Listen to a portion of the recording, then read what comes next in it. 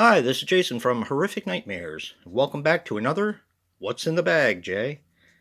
Now, this is the segment where I pick 6 movies from my collection that I haven't seen, write their names on a piece of paper, throw them in the bag, draw one out at random, and do a review. Now, coming back from last week is All Hallows Eve 2, Clowntergeist, Hour of the Wolf, The Awakening, Gnaw, and making its debut this week, one I got from my good buddy Hobbs, Rock Bottom Creek, the director's cut. Alright, I'm going to give the bag a good tussle, and we're going to see what we're going to review this week.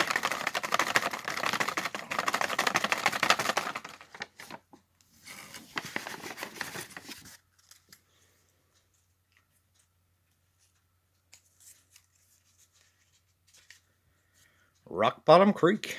Alright. I'm going to set that aside while I set all the other movies side by side by side. Take my trusty Freddy vs. Jason die, and we're going to see what comes back next week. Remember, if I roll a Freddy vs. Jason or a 5, they all come back.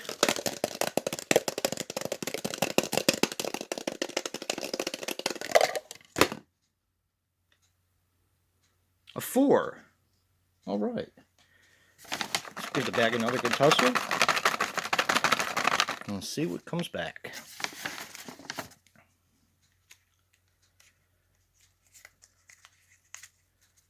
Coming back, the first one is All Hallows Eve 2.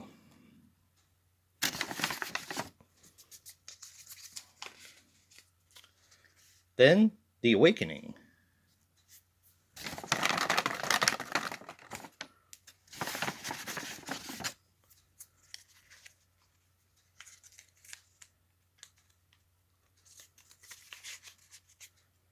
Hour of the Wolf. And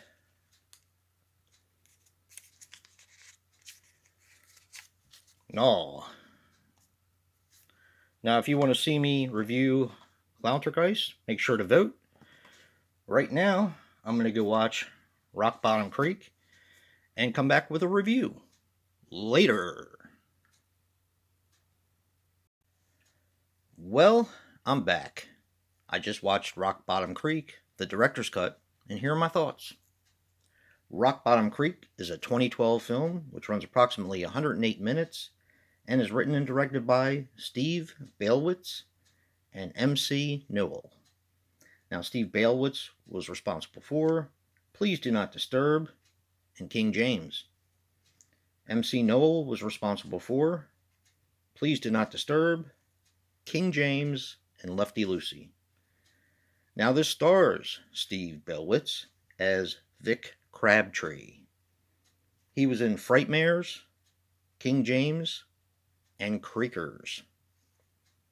Chantel Blue as Laurie Kicklighter. Love that name. She didn't have anything to her credit. And Michael Sawyer as Sheriff Ringo. He was in King James, Creakers, and Lefty Lucy. Now, the budget on this was $4,000, which is minuscule. No stunt doubles were used, and one of the scenes was shot at the mall in Brandon, Florida, which is where they're basically stationed. Okay, the first thing I noticed, this is a digipack, of course, I got from Hobbs, and it is signed, and it's a pretty cool little digipack. But one of the first things I noticed when I turned this on is it is done by Gator Blade Films. I was like, where have I seen that before? I know I've seen it.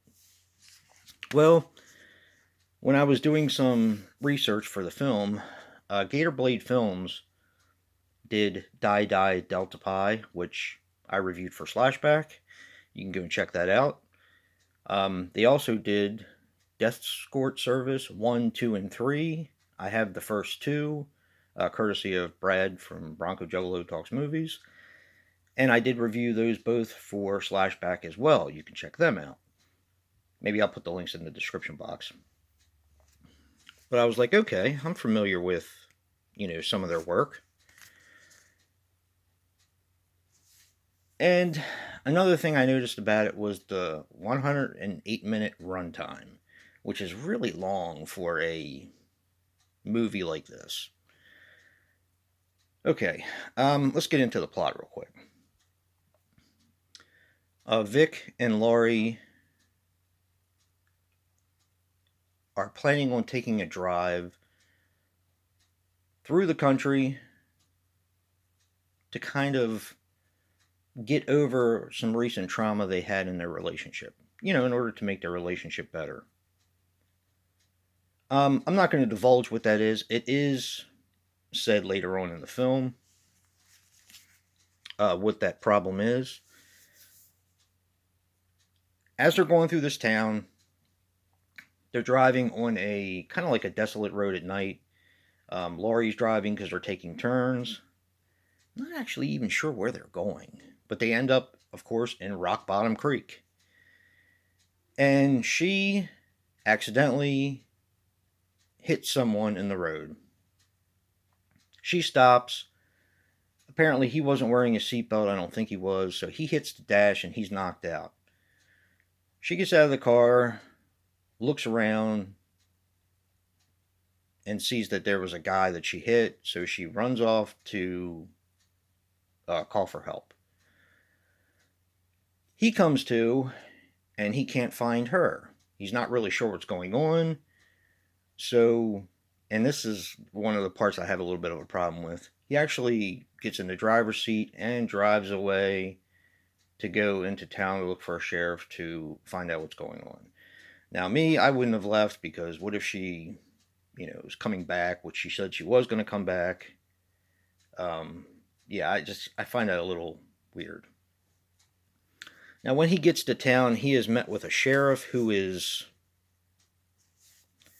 for lack of a better word, a complete jackass.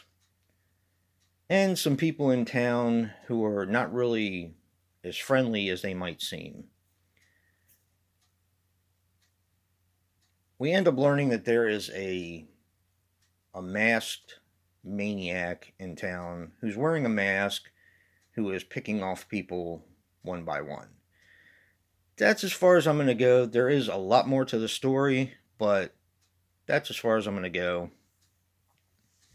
Okay, this is very low budget, and I love low budget films.